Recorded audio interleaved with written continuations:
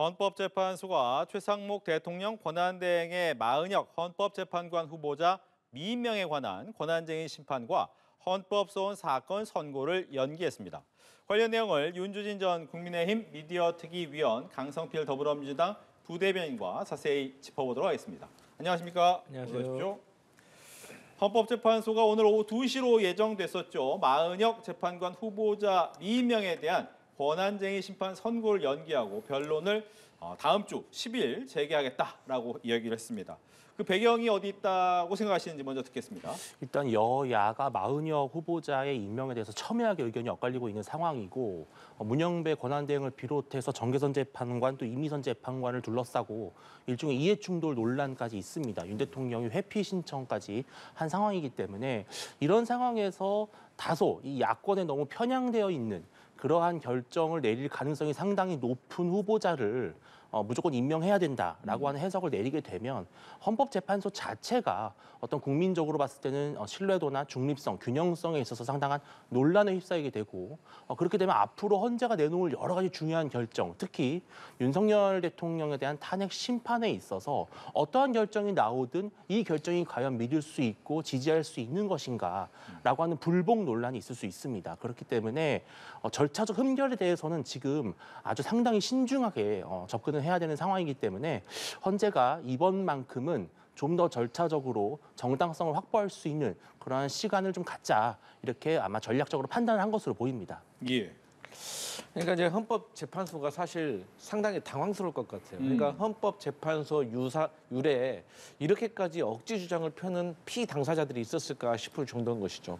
그러니까 헌법재판소가 봤을 때는 사실 이 최상목 권한대행이 헌법재판소에서 결정을 내리게 되면 혹시라도 불복을 하지 않을까 조금 그런 것들을 우려하는 것 같아요. 그러니까 만약에 최상목 권한대행이 또 불복을 하게 되면 이게 단순한 불복으로 끝나는 게 아니라 또 요건의 지지자들은 봐라 헌재가 지금 이렇게 불공정하다라고 사회적인 갈등이 더 커질 것을 좀 우려한 것 같습니다. 그렇기 때문에 저는 이번에 연기를 결정 내린 것이 어떤 절차적인 정당성을 조금 더 보완하려고 하는 헌법재판소의 포석이 아닌가 생각을 되고 그러니까 그 차원에서 예를 들면 어쨌든 헌법재판소는 심리 자체를 서면으로 할 수 있게 되어 있습니다. 그리고 피청구인을 불러서 의견을 청취할 수도 있지만 청취하지 않아도 됩니다.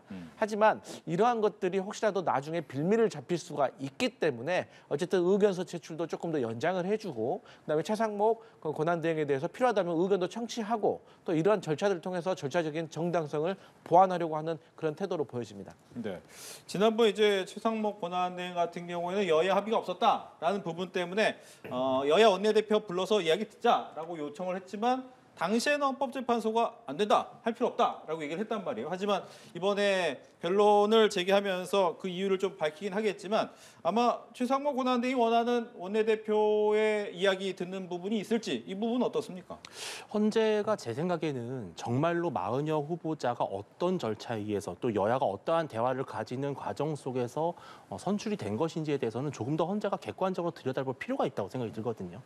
따라서 양당 원내대표를 증인으로 출석시켜서 직접 어떠한 과정에서 마은혁 후보자 결정이 되는지를 들여다보고 만약 여당 대표는 원치 않았는데 야당 원내대표가 어떤 다수의 어떤 그러한 힘을 이용해서 일방적으로 밀어붙여서 결정한 것이다라고 한다면 사실 최상목 권한대행이 밝힌 바대로 여야의 합의에 따른 국회 선출 후보자로서의 어떤 자격이 있는 것인가 상당히 의구심이 들 수 있습니다. 또 지금 최상목 권한대행은 원래 경제부총리직을 수행하고 있는데 한덕수 국무총리마저 탄핵이 되니까 지금 권한대행을 하고 있는 상당히 소극적으로 인사권을 행사해야 되는 자리인데 이렇게 여야가 첨예하게 의견이 엇갈린다면 사실 어느 한쪽의 편을 들 수가 없는 상황이거든요. 대통령의 결단과는 사뭇 다른 그러한 수준의 권한을 갖고 있기 때문에 헌재가 조금 더 신중하게 접근할 수밖에 없지 않나 생각이 듭니다. 예. 근데 이제 최상목 권한대행이 맞습니다. 소극적으로 어떤 권한을 행사를 해야 되는데 지금까지 거부권만 7번 쓴 걸 보면 소극적인 행태는 아닌 것 같아요. 어쨌든 간에 지금까지 헌법재판소에서 원내대표들을 부르지 않았던 이유는 아주 간단합니다. 지금까지 나와 있는 객관적인 팩트만 가지고도 이게 합의가 됐다는 것을 충분히 증명할 수 있기 때문에 원내대표를 안 불렀던 겁니다. 사실 원내대표를 부르면은 추경호 원내대표와 박찬도 원내대표가 헌법재판관 재판관들 앞에서 싸우기밖에 더 하겠습니까? 그런데 지난 24년 11월 19일 날 추경호 원내대표가 언론에 대고 우리가 3일 후인 22일까지 국민의힘이 1명, 민주당이 2명을 추천해서 합의하기로 했다라고 말을 했어요. 그리고 나서 차후에 12월에 국민의힘에서는 공문을 보냅니다. 뭐라고? 조한창 후보자를 추천한다. 그리고 같은 날 민주당도 정계선 마은혁 후보를 추천한다고 보냅니다. 국회 사무처에. 그래서 국회 사무처에 이 국민의힘과 민주당의 헌법재판관 추천 후보자 추천의 건이라는 공문이 접수가 된 거예요.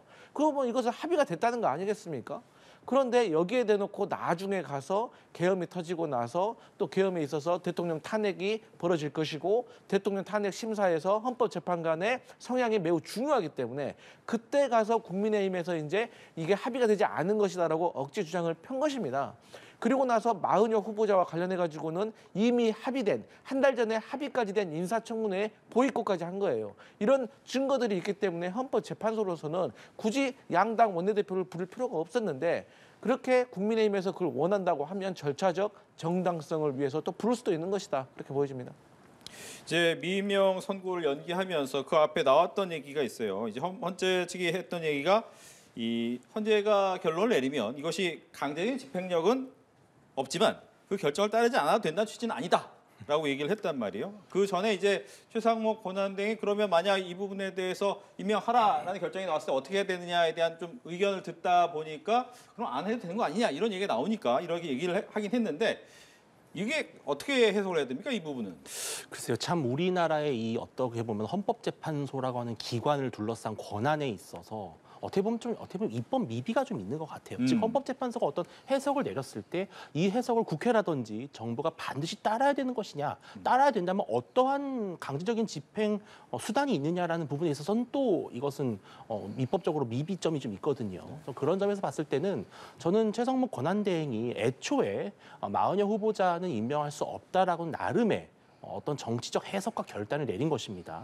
그렇다면 헌법재판소가 임명을 반드시 해야 된다라고 하는 이런 이른바 헌법소원 인용을 한다 하더라도 저는 최 권한대행 입장에서는 본인의 기존의 결정을 충분히 유지할 수 있는 명분이 있다. 왜냐하면 지금 현재 마은혁 후보자를 둘러싸고는 여야의 합의 문제도 있지만 사실 과거에 어떤 이념적 편향성 논란도 상당히 국민 사이에서 큰 편입니다. 그렇기 때문에 최 권한대행은 버틸 어떻게 보면 명분이 있고 또 만약 그 경우에 민주당이 더욱더 그러면은 마은혁 후보자 임명권을 갖고 다시 한번 탄핵 드라이브를 걸 것이냐? 저는 또 그 또한 상당한 정치적 부담이 있기 때문에 아마 교착 상태가 이어지고 그런 가운데 사실은 윤 대통령 탄핵 심판 결론이 나와버리는 그런 상황으로 가지 않을까 저는 전망이 되고 있습니다. 어떻습니까? 근데 최상목 권한대행이 예를 들어서 헌법재판소에서 임명 결정을 했는데 이게 강제 규정이 아니라고 따르지 않는다는 것은 그야말로 정치인들이 소위 말하는 법꾸라지, 법기술자, 전형적인 그런 모습인 거예요. 그러니까 예를 들어서 최상목 권한대행이 평소에도 이런 얘기 많이 하잖아요. 국회를 향해서 여야가 합의에 오라고 말하잖아요. 그렇게 따진다고 하면 만약에 헌법재판소에서 전원 합의로 임명하라고 하면은 이것은 어떻게 해야 됩니까? 최상목 권한대행으로서 본인이 지금까지 했던 논리하고 배치되는 것이기 때문에 거부할 명분이 없는 거예요. 그리고 입법 미비라고 말씀하셨는데 맞습니다. 그런데 우리가 국회에서 보잖아요. 재정법보다 개정안이 훨씬 많습니다. 왜? 이게 원래 법이라는 것이 인간사의 뒤를 따라오는 겁니다. 그렇기 때문에 우리나라뿐만이 아니라 세계 모든 나라들이 법이다 그렇게 따진다면 미비한 거예요. 그렇기 때문에 이런 미비한 상황에서 우리가 법원, 사법부, 지금 같아서는 헌법재판소의 결정을 따라야 되는 겁니다. 그런데 최후의 보루인 이 법원의 판결마저도 이렇게 법꾸라지 같은 태도로 법 기술을 이용해서 빠져나간다고 하면 우리 사회가 무법천지가 되는 것이죠. 그리고 보수 정치의 가치가 뭡니까? 법치주의 수호 아닙니까? 그래서 저는 최상목 권한대행이 헌법재판소에서 어떤 결론이 나온다고 하더라도 따라야 된다 이렇게 말씀드리겠습니다. 예. 그런데 이 정도 얘기 나오면 헌법재판소는 결론 낸 거 아니냐라는 얘기도 있어요. 이건 어떻게 봐야 돼요? 근데 사실은 국회가 어떠한 나름의 절차를 갖고 후보자를 결정을 했다면 네. 그 결과에 대해서는 당연히 헌법재판소에서는 이러한 결정은 이렇게 되면 잘못됐다. 또 요것은 이런 부분이 있기 때문에 고쳐라. 이렇게까지 입법부의 권한에 개입하기에는 상당히 부담이 있을 것입니다. 즉 헌재 입장에서도 마은혁 후보자를 임명하는 것이 어쨌든 그간의 어떤 여러 가지 관행이라든지 또 여러 가지 지난 역사의 과정에서 봤을 때는 가장 좀 뭐랄까요? 가장 자연스러운 수순이라는 것은 헌재도 알고 있죠. 다만 지금 현재 마은여 후보자를 둘러싼 논란이 정치적으로 부담이 되기 때문에 여기서 임명을 반드시 해야 된다라고 하는 것이 마치 헌재가 야당의 편을 드는 것처럼 보일 가능성이 높습니다. 또 이것은 앞으로 있을 윤석열 대통령 탄핵 심판에 대해서도 국민들이 계속해서 의구심을 가질 수밖에 없는 것이죠. 저는 이런 상황까지 왔다면 헌재가 어느 정도 시간을 준 것입니다. 우리가 앞으로 있을 윤석열 대통령 탄핵 심판 얼마나 중요합니까? 현재 대통령의 임무가 임기가 정지되느냐 마느냐, 새로운 조기 대선을 여느냐 마느냐가 결정되는 정말 중대한 고비인데 여기서 마은여 후보자 같은 분들이 헌법재판에 참여를 하게 됨으로써 사실은 국민들 사이에 상당한 공론 분열이 있을 수 있고 또 일종의 뭐랄까요 갈라치기가 될 수 있는 그런 우려가 있습니다. 마 후보자 스스로가 결단을 내려서 본인의 자리를 내려놓고 정말 여야가 합의하고 정말 국민적으로 신망이 두텁고 정치적 중립성과 균형성 면에서 논란이 없는 그런 후보자를 새롭게 선출한다면 훨씬 더 국민들도 야당도 헌법재판소의 판결을 믿을 수 있지 않을까 그런 또 기대를 할 수 있을 것 같습니다. 근데 이제 최상목 권한대행 뒤에는 국민의힘이 계속해서 압력을 넣고 있는 것 같아요. 그래서 저는 국민의힘에게 한번 물어보고 싶어요. 그러니까 뭐 이것도 최상목 권한대행에도 해당되는 질문인데 최상목 권한대행이 정계선 헌법재판관 후보자와 마흔혁 헌법재판관 후보자 2명 중에서 정계선 후보자는 합의가 됐다고 하면서 먼저 임명을 했거든요. 저는 도대체 그 기준이 뭔지 모르겠어요. 왜 그러냐? 정계선 헌법재판관 후보자도 합의가 제대로 되지 않았다는 반증이 뭐냐면 그런 논리로 따진다면 국민의힘에서 정계선 그 헌법재판관 후보자에 대해서 기피 신청을 했잖아요. 아니 왜 합의가 된 사람인데 왜 이 기피 신청을 한 거죠? 이 자체가 앞뒤가 맞지 않는 것이고 두 번째로 지금 그 헌법재판소가 야당 편인 것 같다라고 말하는데 그렇지 않습니다. 지금 8명의 헌법재판관들의 성향을 분석을 해보면 중도 보수 성향이 5명이고 진보 성향이 3명인 거예요. 그럼에도 불구하고 지금 야당 편을 들고 있다고 말한다고 하는 것은 그만큼 지금의 상황이 보수 성향 혹은 국민의힘이 주장하는 바가 그렇게 궁색할 정도로 매우 잘못된 길로 가고 있기 때문이라는 점을 말씀드리겠습니다. 네. 그렇다면 여기서 추가 질문을 드리면 민주당 입장에서는 오늘 좀 강한 입장 내었잖아요. 탄핵 얘기도 나오고 우리는 한번 결심하면 그 결심을 어긴 적이 없다라고 얘기까지 하면 만약에 마은혁 재판관에 대해서 임명을 하지 않으면 결과적으로 탄핵이 또 한번 들어가는지 궁금합니다. 저는 개인적으로 탄핵을 해서는 안 된다라고 생각을 하고요. 제가 알기로는 저희 민주당 내에도 저와 같은 생각을 가진 현역 의원들이 월등하게 많다고 생각을 합니다. 그 이유는 아주 간단합니다. 지금은 현재는 탄핵을 통해서 또 전국을 한 번 더 불안하게 만드는 것보다 이 비상계엄 이후에 혼란해진 이 대한민국을 하나씩 수습해 나가는 것이 국민들이 민주당에게 원하는 여당의 역할인 거예요. 그리고 권력의 자제가 또 중요한 것 같습니다. 일단 지금 현재 어쨌든 간에 2명의 헌법재판관이 충원이 돼서 8명의 헌법재판관이 탄핵 심의를 하고 있기 때문에 저는 개인적으로 8명이 됐든 9명이 됐든 전원 합의로 윤석열 대통령이 파면될 거라고 저는 예상을 하고 있거든요. 저희 민주당도 그런 걸 예상을 하고 있는데 이런 상황에서 우리가 최상목 권한대행에 대해서 또 탄핵을 한다. 그러면 국민의힘에서는 또 대행인 것이냐라고 또 공격을 할 것이고 우리가 굳이 그런 정치적인 의도에 말려갈 필요가 없다. 그렇기 때문에 저희가 냉정하게 득실을 따져야 되는데 그렇게 따졌다고 했을 때 저희는 탄핵은 조금 자제하는 것이 맞지 않겠냐 그런 생각합니다. 어떻습니까? 최근 들어서 여러 여론조사 결과를 보면 이제 민주당의 지지율에 빨간불이 켜졌다 이런 지적들이 나오죠. 또 비상계엄 선포 직후에는 윤 대통령의 지지율이 상당히 추락을 했지만 그 이후에 민주당이 보였던 여러 가지 모습 그중에서 제가 봤을 때 가장 큰 오판은 무엇이냐면 바로 한덕수 국무총리를 탄핵한 것입니다. 그때 국민들은 민주당이 정말 국정 안정과 민생 수습에 열정이 있는 것인가, 관심이 있는 것인가, 아니면 계속되는 탄핵 특검 드라이브로 국정을 마비시키고 결과적으로는 대한민국의 여러 가지 경제 상황이라든지 어려움만 가중시키는 것이 아니냐, 그런 실망감이 있던 것이거든요. 저는 민주당이 여기 뭐 비상한 결단이라고 말을 했습니다만, 그렇다고 해서 뭐 최상목 권한대행을 탄핵 소추할 수 있을 것이냐, 저는 그러할 용기도 없고 의지도 없다, 이렇게 판단을 하고요. 다만 여기서 말하는 비상한 결단 중에 아마도 제가 아까도 말씀을 드린 정말 민주당이 정말 상식과 순리에 따라서 앞으로의 문제를 풀어갈 의지가 있다면 마은영 후보자가 스스로 내려오게 만드는 것이 맞습니다. 그리고 여당 원내대표의 손을 내밀어서 그렇다면 여야가 합의할 수 있는 헌법재판관을 찾아보자, 그렇게 제안하는 것이 오히려 정말 용감한 비상한 결단이 아닌가 말씀을 드리고 싶습니다. 제가 조금 추가를 드리면, 이제 국민의힘에서 그렇게 말씀하시는 것이 과연 지금의 상황에서 타당하느냐에 대한 의문이 있습니다. 왜냐하면 지금 현재 마은혁 재판관 후보라든지 또 지금 진보 성향의 재판관들을 향해서 지금 소위 말하는 우리법 연구회 출신이기 때문에 이게 편향되어 있다, 이렇게 주장을 많이 하시잖아요. 그런데 다른 분은 몰라도 권성동 원내대표 그런 말 하시면 안 돼요. 본인이 2019년도에 강원랜드 청탁 사건과 관련해 가지고 재판이 있었거든요. 이때 1심에서 무죄를 받았습니다. 근데 권성동 원내대표한테 1심에서 무죄를 선고한 그 판사가 우리법 연구회 출신이에요.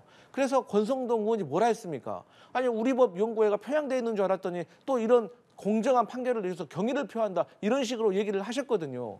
이게 뭡니까? 아니, 본인에게 유리한 판단을 내리면은 존경받아야 마땅하고, 본인에게 불리한 판단을 할 것 같고, 본인의 진영에게 불리할 것 같으면은 이거 편향되어 있는 거 아니야라고 계속 딴지를 놓는다는 것은 정말로 선택적인 것이기 때문에 국민의 공감을 받기가 어려운 것이고, 또 두 번째로 헌법재판소법 24조에 보잖아요. 그럼 제척과 기피사항이 다 있습니다. 그런데 거기에 대해서 진보 성향의 재판관들이 해당이 되질 않아요. 그리고 저는 또 궁금한 것이, 아니, 그렇게 진보 성향의 재판관들이 잘못됐다고 생각을 했다면 이것을 1차 기피 신청을 할 때 다 같이 한 번에 얘기를 했었어야죠. 그런데 그때 뭐 그 문영배 재판관이라든지 이미서 재판관과 관련해가지고 아무 말도 안 하시다가 이게 정계선이 안 되니까 문영배가 안 되니까 이미선, 이런 식으로 하시는 거는 정말 잘못된 것이고, 또 마은혁 재판관과 관련해가지고도 그렇게 불만이 있고 편향돼 있다고 의심이 됐다면 인사청문회에 참석을 하셔가지고 그 자리에서 국민들이 보는 앞에서 지적을 하셨어야죠. 그래서 그 지적이 합당하고 국민들이 공감을 받았다면 인사청문회에서 낙마를 했을 거 아닙니까? 그런데 그때는 보이콧해서 국회의원으로서 역할을 다 안 하다가 이제 와서 뭐 진보 성향의 재판관들이나 마은혁 후보자가 편향됐다라고 하는 것은 좀 과도하지 않나, 이런 생각해 봅니다. 네, 지금 뭐 문영배, 이미선, 정계선 재판관이 스스로 탄핵 심판 심리에서 빠져야 한다라는 의견서를 또 윤 대통령 측에서 낸 부분까지 한번 얘기를 더 듣겠습니다. 상식적으로 봤을 때 지금 현재 윤 대통령에 대한 탄핵 심판은 단순히 헌법재판소와 윤석열 대통령의 1대1 관계로서의 탄핵 심판이 아니라 국회라고 하는 이 탄핵을 소추한 국회가 사실상 누구에 의해서는 현재 지금 운영이 되고 있습니까? 이재명 대표와 민주당 아니겠습니까? 즉, 이 지금 현재 이루어지는 탄핵 심판에 이재명 대표는 어떻게 보면 가장 중요한 당사자 중에 하나라고 볼 수가 있습니다. 그런데 이제 이러한 이재명 대표와 어떤 친분이 있는 것으로 보이는 헌법재판관, 또 민주당에서 요직을 맡고 있는 그러한 인물과 어떤 친인척 관계에 있거나 이러한 문제가 있는 헌법재판관들이 앞으로 윤석열 대통령에 대한 탄핵 심판에 어떠한 결론을 내놓는다면, 특히 탄핵을 인용하는 결정을 내놓는다면 과연 이것을 윤 대통령을 지지하고 비상계엄까지는 모르더라도 내란까지는 아니다라고 판단하는 국민의힘 지지층이나 당원들이 받아들일 수 있을 것이냐. 저는 이 받아들이지 못하는 상황에서 더욱더 큰 혼란과 분열이 대한민국을 더 뒤덮을 수 있다. 그런 아쉬움이 있는 거죠. 근데 당연히 아까 말씀하신 대로 헌법재판소, 헌법재판관 관련해서 제척과 기피의 사유가 상당히 조목조목 나열이 되어 있고, 실제로 이 재판에서는 윤석열 대통령과의 어떤 이해충돌 문제는 해당이 없기 때문에 아마도 재판관을 회피나 어떤 기피가 받아들여질 가능성은 전 높지는 않다고 봅니다. 그러나 이러한 경고라도 보내야만, 그래야 그러한 헌법재판관들이 본인을 둘러싸고 있는 국민적인 의구심과 논란을 의식해서라도 조금 더 균형적으로 중립적으로 판단하는 압박 수사는 될 것이다. 저는 그렇기 때문에 여당으로서 당연히 이 부분은 지적을 해야 되는 것이고, 이러한 건강한 견제를 통해서 헌법재판소의 중립적인 결정을 이끌어낼 수 있다. 그런 어떤 긍정적인 효과가 더 많다고 생각을 합니다. 예, 견제로서 좀 더 긍정적일 수 있다. 저는 우리 그 윤주진 대표께서 말씀하셨던 것처럼 정말로 이게 탄핵 심사 결과에 대해서 불복을 하려고 하는 그 빌드업이 아니고 말씀하신 것처럼 견제 차원이고 공정하고 중립적인 어떤 재판 결과를 만들어내기 위한 조금 견제 차원이라면 저는 저희도 인정할 수 있다고 생각하고 그럴 수 있다고 생각을 합니다. 근데 저희가 이제 계속 걱정되는 것들은 이제 앞서 많이 말씀드렸지만 이 문영배 재판관이 10여 년도 더 된 세월 전에 SNS에서 이재명 대표에게 댓글로 안부를 물었다는 것을 보고 둘이 뭐 사법연수원 뭐 동기라든지 친했다라든지 이렇게 하면서 편향돼 있다고 하는데 우리 사실 여기 계신 분들도 알겠지만 우리가 정말 친한 사람하고 안부를 주고받을 때 전화를 하거나 만나서 물어보지 댓글로 SNS에서 물어봅니까? 이거는 MZ세대들이나 더 젊은 뭐 알파 세대 정도까지는 제가 100번 이해하겠지만 문영배 재판관이나 이재명 대표 세대에는 그러지는 않거든요. 그래서 이러한 공격들이 너무 좀 터무니가 없는 것이 아니냐 그런 생각이 들고 또 어쨌든 헌법재판소 법에도 보면 이 피당사자가 재판관들 앞에서 진술을 하기 전에는 또 기피 신청을 할 수가 있습니다. 근데 이 변론을 한번 해버리고 나면 그 다음에 기피 신청을 할 수가 없는 거예요. 그런데 방금 앞서 말했지만 기피, 회피, 촉구 의견서를 냈다는 것은 이거는 법적 절차에도 없는 겁니다. 그러니까 윤석열 대통령도 마찬가지고 윤석열 대통령의 변호인들도 법률가 아니겠습니까? 이분들이 이러한 것들을 모를 리가 없어요. 다 알고 계시는 거지만 이분들이 지금 이렇게 하는 이유가 뭐겠습니까? 어차피 이 탄핵 심판에 대한 결과가 뻔히 예상이 되기 때문에 지금부터 불복하려는 것이 아닌가라고 저희는 의심할 수밖에 없는 것이거든요. 그리고 또 여기에 대해서 많은 국민들이 우려를 하고 있는 상황이기 때문에 저는 국민의힘에서도 우려가 되는 부분이 있어서 견제하는 것도 마땅하지만 또 저희로서는 이것이 옳지 않다고 지적할 수밖에 없다는 점을 말씀드리고 싶습니다. 네.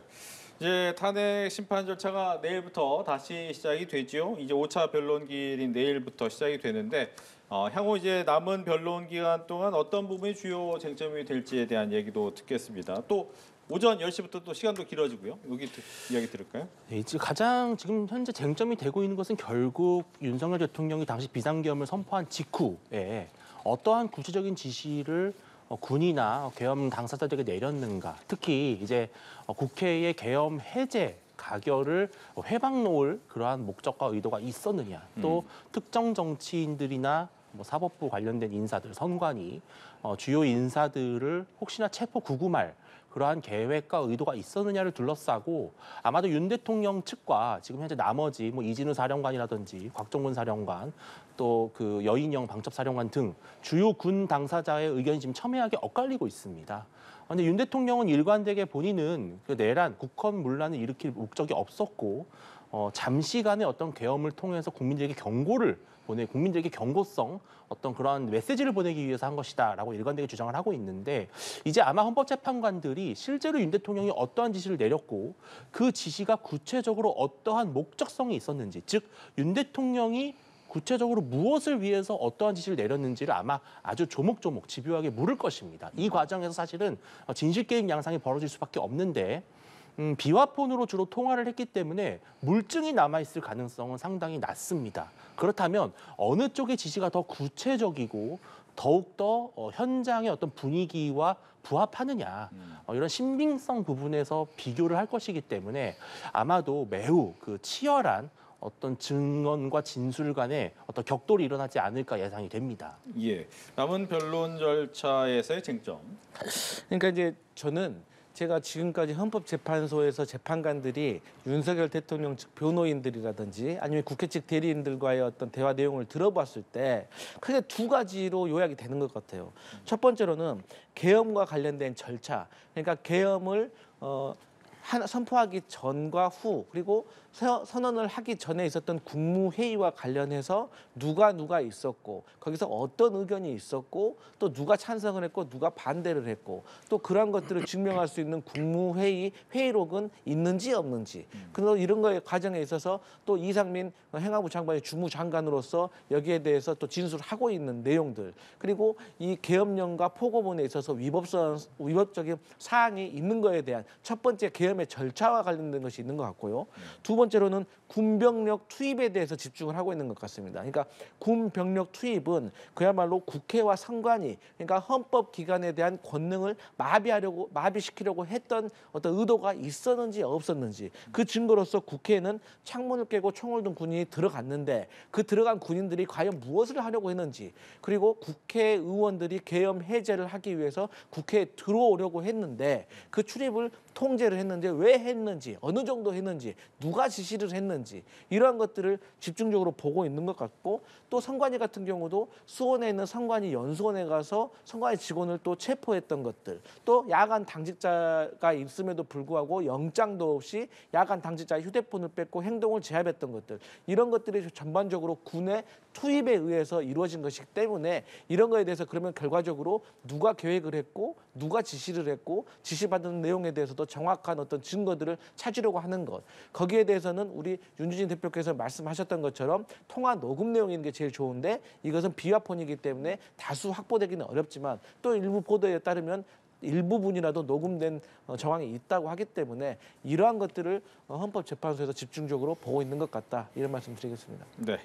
이제 여야 이야기로 넘어가 보죠. 오늘 국민의힘 권영세 비대위원장, 권성동 원내대표 그리고 나경원 의원이 오늘 오전 서울 구치소에 수감된 윤 대통령을 면회했습니다. 일단 개인적 차원이다. 따라서 확대 해석은 경계한다라고 얘기를 했지만 아무래도 이제 여당의 투톱 또 중진 의원까지 갔기 때문에 여러 가지 이야기가 당내에서도 나오더라고요. 그렇습니다. 당연히 국민적으로 봤을 때는 그렇다면 뭐 비상계엄 선포를 두둔하는 것이 아니냐 이런 오해를 하실 수도 있죠. 그런데 지난 주말에 아마 보셨을 겁니다. 전국적으로 지금 탄핵 반대 집회가 광범위하게 개최되고 있습니다.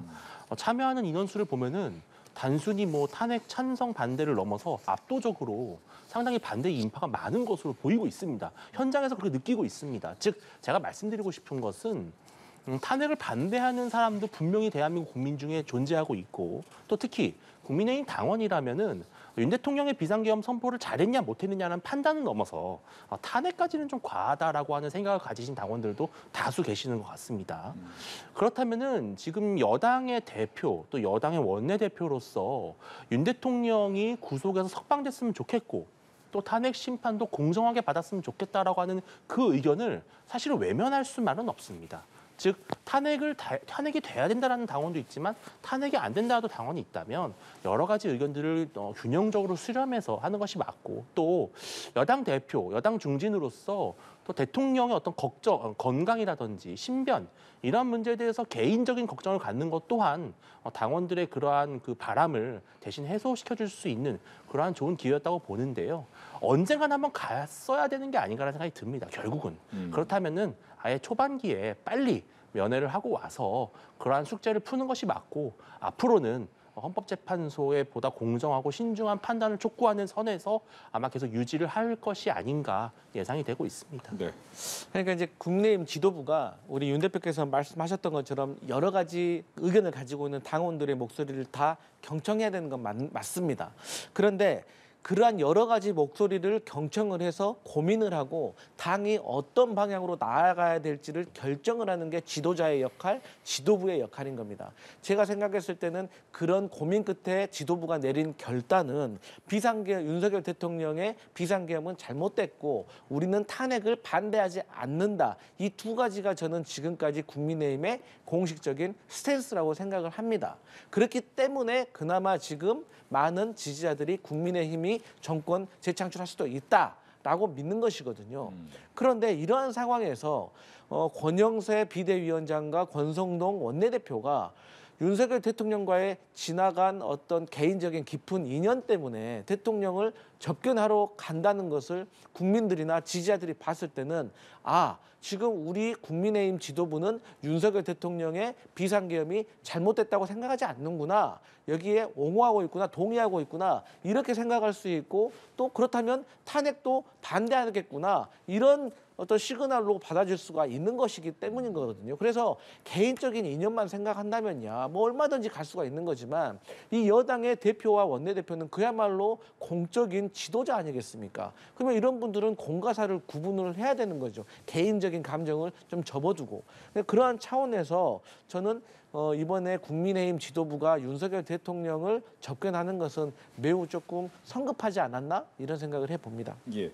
근데 이제 전해진 말로 당이 하나가 돼서 국민께 희망을 만들어줄 수 있는 당 역할을 부탁했다. 이건 어떤 의미를 담은 걸까요? 지금 현재 윤 대통령은 본인에 대한 탄핵 심판 자체가 부당하다는 입장 아니겠습니까? 그렇다면 저는 여기서 당이 하나가 돼야 된다라고 하는 것은 단순히 원론적인 의미에서 어떤 단합이나 뭐 통합을 촉구한다기보다도 현재로서는 본인에 대한 탄핵 심판의 공정성과 중립성을 좀 확보하고 또 나아가서 이것이 과연 사법 심판의 대상이 될 수 있는 데서 근본적인 문제 제기를 좀 당에서 했으면 좋겠다라고 하는 메시지로 저는 보입니다. 특히 여기서 국민에게 희망을 만들어준다라는 그런 관점도 윤 대통령 입장에서는 탄핵이 기각이 될 수도 있다라고 하는 그러한 가능성을 암시하는 것이 아닌가라는 생각이 드는데요. 나경원 의원이 이 부분을 굳이 전달한 것은 그만큼 저는 윤 대통령이 현장에서 이 메시지를 강조했었기 때문이라고 봅니다. 즉 지나가는 말로 하는 그냥 평범한 말이었다면 오히려 이런 말들은 전달이 안 됐을 수도 있는데 당이 하나가 되길 바란다. 저는 윤 대통령이 지금으로서는 본인의 어떤 사법적 방어가 가장 중요한 과제이기 때문에 당이 조금 더 단결해서 탄핵 심판 기각을 좀 위해서 움직여달라. 이런 메시지가 아닌가 해석이 됩니다. 예. 당이 하나가 돼달라. 이제 뭐 윤석열 대통령으로서는 어쨌든 간에 탄핵이 되고 또 형사 소추가 만약에 이루어진다고 하면 사실 직무에 복귀하지 않는 이상은 중형이 예상되잖아요. 그렇기 때문에 본인으로서는 국민의힘에서 다가올 수 있는 조기 대선에서 정권 재창출을 반드시 해야지만 본인이 특별 사면을 받아서 그래도 빨리 형량을 마칠 수 있는 그런 기회가 열린다는 것을 생각을 하고 있을 것입니다. 그렇기 때문에 본인은 지금 본인의 어떤 이 형사소추라든지 탄핵 심판보다는 어떻게 하면 본인이 이 조기 대선이 열렸을 때 이 보수 진영이 다시 정권을 재창출할 수 있는데 도움이 될까 이런 생각을 많이 하시는 것 같아요. 제 개인적으로는. 그래서 이러한 얘기를 하셨던 것 같고 어쨌든 아직 헌법재판소의 재판 결과를 기다려봐야 되겠지만 윤석열 대통령으로서 참으로 난감한 상황인 것은 틀림없는 것 같습니다. 예. 뭐 국민의힘 입장에서는 이제 장래 정치 지도자 선호 조사 부분이 약간은 탄핵을 기정사실화하기 때문에 조금은 자제해달라라는 얘기가 많았지만 일단 여론조사는 계속 나옵니다. 그래서 그 이야기를 안 할 수는 없어서 세계일보가 한국갤럽에 의뢰해서 1월 31일과 2월 1일 이틀간 만 18살 이상의 남녀 1,004명을 대상으로 한 전화 인터뷰 조사고요. 자세한 내용은 중앙선거 여론조사 심의위원회 홈페이지를 참조하시면 되겠습니다. 선호된 인물 질문에 이재명 대표가 37%로 1위를 보였고요. 그다음에 김문수 고용노동부 장관이 11%로 두 자릿수를 보였습니다. 그런데 이제 주목된 것은 지지층에 지지하는 인물이 없다라는 것이 26%나 중도 부당층이 적지 않았다라는 부분이었습니다. 일단 뭐 그동안의 추세하고 큰 변화는 없어서 여기에 대한 이야기를 좀 들어볼까요? 일단은 이재명 대표로서는 매우 무겁게 받아들일 수밖에 없는 수치죠. 왜냐하면은 윤 대통령 비상계엄 선포 이후에 탄핵 소추까지 된 마당에 제1야당의 대표로서 후보자인 대선 주자로서 압도적인 어떤 과반에 가까운 그러한 지지를 받지 못하고 있고 여전히 중도층 사이에서는 이재명 불안론이 확산되고 있다는 것은 그만큼 이재명 대표를 둘러싼 사법 리스크라든지 도덕성 문제에 있어서 국민들이 아직까지 좀 호감을 보이지 못하고 있다는 것이고요. 다수의 대선 주자를 고르는 과정에서는 보수 지지층 같은 경우는 각각의 어떤 선호도에 따라서 자신의 의사표시를 합니다. 특히 이제 뭐 부정선거를 믿는다든지 아니면 윤 대통령의 비상계엄을 옹호하거나 혹은 내란까지는 아니기 때문에 탄핵이 기각돼야 된다라고 믿는 그러한 당원 지지층은 아무래도 조금 강성 성향을 보이고 있는 김문수 후보에게 좀 더 선호를 보낼 수밖에 없는 것이죠. 그러나 이것은 지금 아직 탄핵의 심판이 결과가 나오지 않은 상황에서의 여론조사이기 때문에 아직은 속단하기 좀 어렵고 앞으로 만약에 정말 조기 대선이 열린다면 정말로 아마 여야 지지층이 각각 누가 이길 수 있는 후보인가로 똘똘 뭉쳐서 팽팽하게 어떤 접전을 벌이는 그러한 양상으로 가지 않을까 예상이 됩니다. 그러니까 민주당 이재명 대표로서는 숙제가 이제 한 가지 있는 것 같아요. 이미 지금 37% 정도의 지지를 받고 있다는 것은 이 진보층에서는 최대한 결집을 하고 있는 것이거든요. 그래서 만약에 후보가 되면 사실 40%는 더 넘어갈 가능성이 매우 높습니다. 근데 이재명 대표에게 지금 숙제가 무엇이냐면 그야말로 입법 권력과 행정 권력 두 개의 권력을 다 가지게 되면 이것을 제어할 수 있는 제어 장치가 있는가에 대해서 중도층에서 상당히 불안해하고 있는 것은 사실입니다. 여기에 대해서 이재명 대표가 대통령으로서 지도자로서 어떻게 안정감과 신뢰감을 줄 수 있느냐. 그리고 어찌됐든 민주당에 다가올 어떤 경선과 관련해서 다른 후보들과의 어떤 네거티브 공격을 어떻게 슬기롭게 잘 마무리하느냐가 이재명 대표로서의 지금의 숙제인 것이고 국민의힘 같은 경우는 어쨌든 간에 압도적인 우위에 있는 여권 후보가 없기 때문에 사실 압도적인 지지를 보내기가 어려운 것입니다. 지지층들이. 왜? 누가 경쟁력이 있어서 누가 이재명 대표와 맞상대를 해서 이길 수 있을지 모르기 때문인 것이죠. 그럴 때 아직 관망세가 있는 것인데 문제는 김문수 후보가 어쨌든 간에 아무런 액션이 없었는데도 불구하고 여권에서 근소하지만 1위를 차지하고 있다는 것이 어쨌든 한동훈 대표로서 대선 출마할 수 있는 여지를 열어주는 것입니다. 왜냐하면 김문수 후보는 만약 나중에 출마를 한다고 하면 탄핵에 반대하는 입장을 내세울 것으로 저희 민주당은 보고 있는데 그렇게 따진다고 하면은 다른 후보들과의 차이점은 한동훈 후보가 탄핵에 반대한다는 어떤 탄핵에 찬성한다는 어떤 슬로건으로 나올 수가 있고 각이 쓰거든요. 그러면 이러한 과정 속에서 당신과 민심을 어떻게 배분할 것인가에 하는 대선 경선 룰과 관련해 가지고 분열이 생길 것이고 결국은 이 분열 양상에 따라서 중도층이 이탈할 수도 있기 때문에 이러한 문제들을 어떻게 국민의힘에서는 풀어낼 것인가. 또 후보가 된 사람이 대통령이 저지른 어떤 비상 계엄에 대해서는 어떻게 선긋기를 하고 어떻게 그 지지자들을 흡수할 것인가에 따라서 앞으로 대선판이 요동칠 것 같습니다. 네, 물론 이제 여러 명 중에 고르는 부분에 대한 것과 이제 양자 대결은 또 다르고 실제 이제 가상이기 때문에 가상 양자 대결이기 때문에 이건 또 실제 후보가 돼서 또 다른 거하고는 다르겠지만 일단 이재명 대표가 여권의 잠재적 대선 후보와의 가상 양자 대결을 벌였을 때 오세훈 서울시장에선 접전을 좀 보이는 그런 양상이었고 김문수 장관과에서는 지지율이 좀 차이가 나는 것으로 보이는 것 같은데 여기에 대한 해석도 듣겠습니다. 아주 뭐랄까요 합리적인 수치라고 보입니다. 왜냐하면 탄핵이 만약에 인용이 될 경우에는요. 그러면 이제 모든 판은 대선으로 바뀝니다. 그렇다면 여야 지지층 국민들 모두 누가 이길 수 있는가?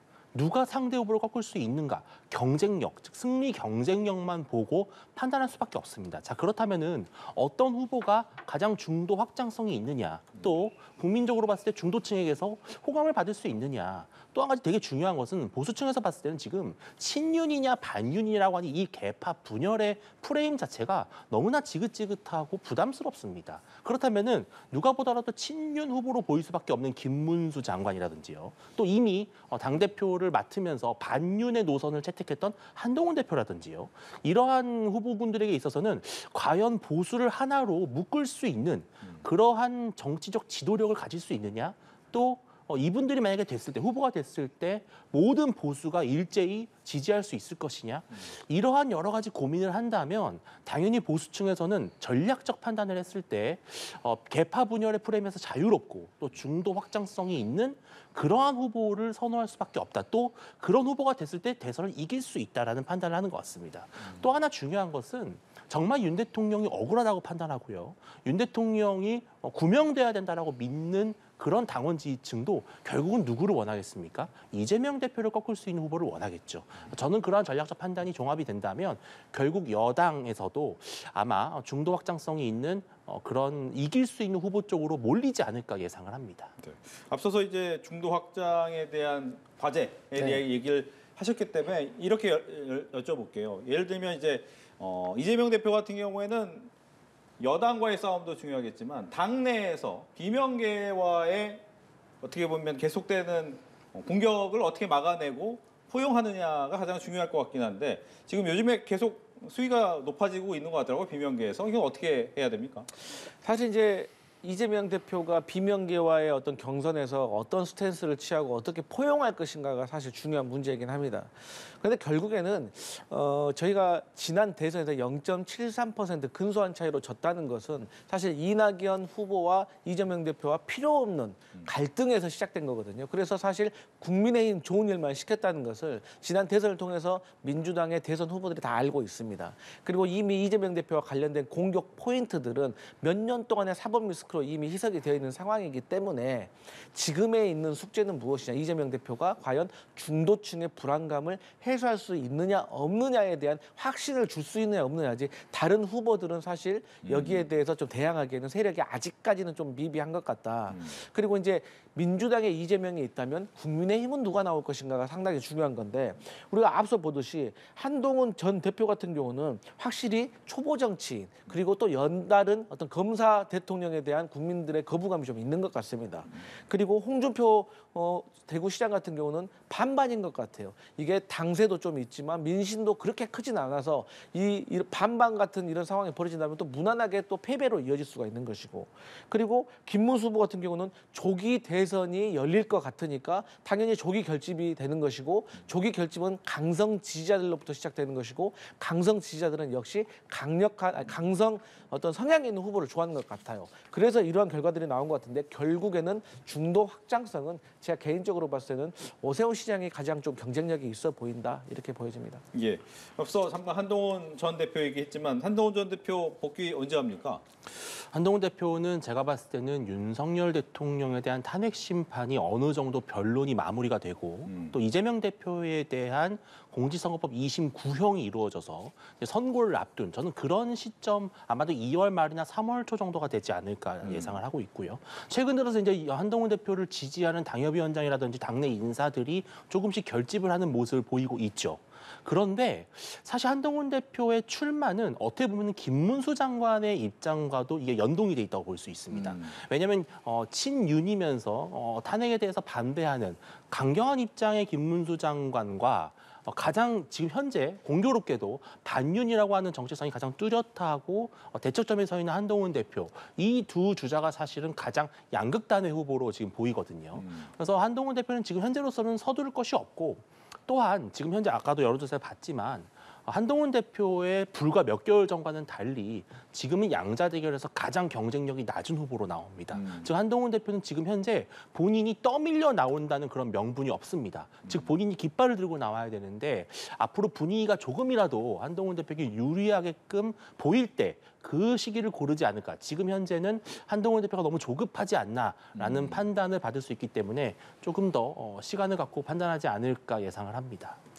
한동훈 대표는요, 본인의 의지로 나오게 되면은 필패할 것 같습니다. 그러니까 한동훈 대표는 누가 보더라도 국민까지는 아니라고 하더라도 최소한 당원이 불러내서 그야말로 떠밀려 나와야지 한동훈 대표에게 승산이 있는 것입니다. 그렇기 때문에 저는 한동훈 대표가 그야말로 아직 젊고 미래가 촉망되는 정치인이기 때문에 저는 이번 대선 경선에는 참여하지 않는 것이 한동훈 정치인 개인으로서는 저는 좋다고 생각을 하는데, 이 정치가 또 뜻대로 되지 않고 제가 지금까지 바라본 한동훈 대표는 그렇게 엉덩이가 좀 무거워 보이지는 않아요. 그렇기 때문에 한동훈 대표가 참전을 할 것으로 예상되는데, 그런 가운데서도 그나마 한동훈 대표에게 기회가 주어진다면 김문수 고용노동부 장관이 만약에 여권 내에서 더 지지를 받아서 오세훈 시장이라든지 홍준표 시장보다 더 많은 대선 후보가 될 가능성이 높아진다면 그 대척점에 있는 한동훈 전 대표에게도 기회는 열릴 수 있을 것이다. 만약에 저 같으면 제가 한동훈 대표의 보좌관이라고 한다면 한동훈 대표가 만약에 출마를 하려고 한다. 그럼 그 첫 번째 일정을 저는 서울구치소에 가서 윤석열 대통령을 접견하는 것에서부터 시작할 겁니다. 그런데 과연 한동훈 대표가 그 정도의 전략과 그 정도의 포용력이 있을까 의문입니다. 예. 한 명은 이준석 의원 얘기하죠. 사실상 대선 출마 선언해서 간다면 끝까지 가겠다라고 했는데, 양 쪽으로 이제 한 명씩 나와서 결집을 하게 됐을 경우 한 2, 3%의 움직임을 갖고 있는 이준석 현재 의원이 어떻게 움직이느냐, 이게 또 중요하다라고 보는 시각도 있더라고요. 그럴 것입니다. 왜냐하면은 지난 이제 박근혜 전 대통령 탄핵 이후에 열린 대선도 보면 그 당시에 문재인 전 대통령이 어찌 보면 가장 강력한 대권 주자였음에도 불구하고 과반은 얻지 못했습니다. 40% 초반대밖에 나오지 않았고, 당시 홍준표 후보, 안철수 후보, 유승민 후보가 각각 나눠 가졌죠. 그만큼 이런 탄핵 정국에서 벌어지는 대선은 그 제3지대의 영향력이 상당히 클 수밖에 없습니다. 즉 여야의 극심한 갈등과 대립에 지친 그러한 유권자들이 아무래도 젊고 또 세대 교체의 상징성이 있는 이준석 의원에게 호감을 보낼 수도 있죠. 저는 이준석 후보의 영향이 그렇게 적지 않을 거라고 판단을 합니다. 그런데 이준석 후보가 갖게 되는 그 지지율은 사실 여권으로 이어질 가능성이 좀 더 높지 않나 생각이 들고요. 그렇다면 앞으로 보수층, 지지층이나 당원들도 이준석 의원을 끌어안을 수 있는, 즉 선거 연합 전략을 성공시킬 수 있는 후보가 누구인가도 상당히 중요한 판단 기준이 될 것입니다. 예를 들어서 김문수 장관이 후보가 된다, 한동훈 대표가 후보가 된다. 그럴 경우에는 연합 전선을 펴기가 상당히 좀 어려운 부분이 있죠. 이준석 의원은 아마 페이스메이커로 계속해서 게임을 뛰다가 어느 시점에서는 아마도 그래도 이재명 대표에게는 이 대통령을 맡길 수 없다라는 전략적 판단 하에 보수 쪽에 손을 들어주는 그런 제2의 안철수 효과를 가져오지 않을까 예상을 하고 있습니다. 그러니까 제가 생각했을 때는 만약에 조기 대선이 열린다면 최대 수혜자는 이준석 의원이 될 가능성이 매우 높습니다. 그러니까 우리 윤주진 대표께서 말씀하셨던 거하고 큰 틀에서는 저도 동의하는 편입니다. 그러니까 이준석 의원이 어쨌든 대선에 출마를 할 것이고, 그래도 어떤 20대 젊은 남성들의 지지를 받고 있는 면이 있기 때문에 이준석 의원이 2%, 많으면 3, 4%까지도 나올 수가 있는 것이거든요. 그러면 과연 지난 대선 때처럼 0.73%라는 아주 근소한 격차로 대선이 치러지는 구도가 열릴 수도 있습니다. 그렇게 된다면 이준석 의원이 캐스팅 보트 역할을 할 수도 있는 것입니다. 그리고 이제 과거에 이제 박근혜 전 대통령 이후에 선거에 대한 어떤 학습 효과가 있기 때문에 사실 이게 격차가 크게 나지 않을 가능성이 매우 높습니다.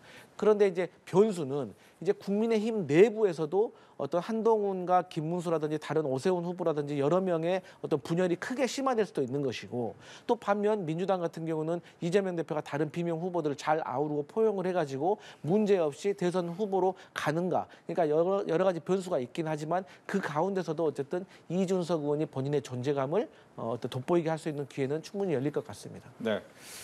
이재명 대표의 우클릭 얘기해 보겠습니다. 주 52, 최근에 뭐 기본소득 이런 얘기도 꽤 많았지만 이 주 52시간 상한제 적용 예외를 이 반도체 연구 개발 종사자에게 주겠다라는 이제 법안, 이 개정도 쟁점인데 분위기 바뀌는 겁니까? 이것도? 이제 이재명 대표로서는 사실 우리가 이제 우클릭이라고 하지만 이게 중도층의 민심을 경청을 하고 정치인으로서 유연하게 상황을 대처하는 것이고, 또 본인의 철학과 어떤 신념이 담긴 공약을 계속해서 고집을 하다 보니까, 그러다 보면은 여당과의 어떤 협의 자체가 아예 성사가 되지 않기 때문에 본인이 국민을 위해서 민심을 경청하는 차원에서 이것을 과감하게 철수를 한 겁니다. 근데 지금 오늘 이제 정책 그 반도체 연구 개발 관련해 가지고 주 52시간 상한제와 같은 경우는 어떤 문제가 있냐면, 쉽게 말해서 이 분야별로 52시간까지 딱 잘라서 해결할 수 있는, 일을 그만둘 수 있는 분야가 있고, 또 그럴 수 없는 분야가 있는 건 사실입니다. 그런 현실을 알고 있기 때문에 이재명 대표로서는 결론을 내리기 전에 정책 토론회를 통해서 양쪽의 말을 한번 들어보고 깊은 고민을 통해서 결단을 내리려고 하는 모습인데, 저는 이러한 이재명 대표의 유연한 모습을 보고 국민의힘에서 카멜레온 같다라고 하는데, 저는 전광판 보지 않고 고집불통처럼 의정 갈등 만들어내는 것보다는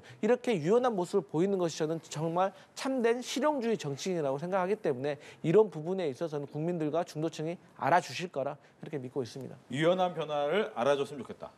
유연한 변화를 왜 이제 와서 하는지 정말 답답합니다. 왜냐하면 윤석열 정부 출범 이후에 주 52시간 제발 풀어달라. 규제 좀 풀어달라. 반도체 특별법 지원법 통과시켜달라. 윤 대통령과 여당이 얼마나 호소했습니까? 그럴 때마다 노란봉투법 들고 나오고 양곡관리법 들고 나와서 계속해서 거부권을 유발했습니다. 저는 만약에 이재명 대표가 지금처럼 보이는 모습에 정말 반의 반만이라도 작년이나 재작년에 보였다면 윤 대통령 비상계엄 선포 안 했을 겁니다. 이렇게 국정을 힘들게 하고 곳곳에서 목리를 부렸던 이재명 대표가 이제 와서 이런다? 국민들 아마 다 할 겁니다. 조기 대선 열리면은 중도층 표심 사로잡아서 대선 이기려고 하는 거 아니냐. 그 의구심이 저는 국민들 사이에 상당히 크다 이렇게 보고 있습니다. 알겠습니다. 이렇게 해서 정치권 이슈 윤주진 전 국민의힘 미디어특위위원, 강성필 더불어민주당 부대변인 두 분과 함께했습니다. 오늘 이야기 잘 들었습니다. 고맙습니다.